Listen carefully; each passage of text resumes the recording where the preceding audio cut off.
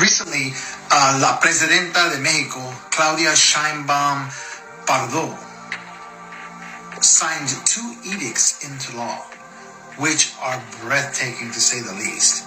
What she did and what she signed into the Mexican Constitution are 2 parts. The first part was that the indigenous people within Mexico of many different tribes will now have the ability to have their own sovereign nations.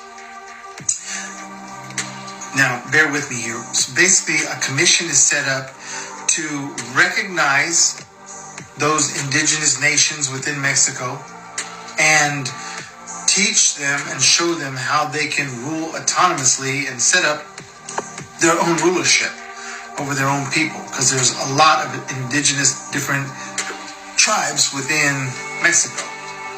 The second part of that edict that was signed into the Mexican Constitution recognizes, and hear me out here, Afro-Indigenous. So, and that basically states that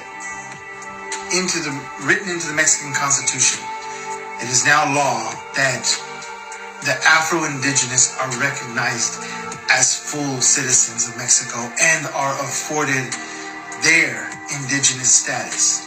And then she went on to state that Mexico recognizes that Afro-Indigenous people were on this continent hundreds of years before the Spaniards stepped 1 foot on the soil.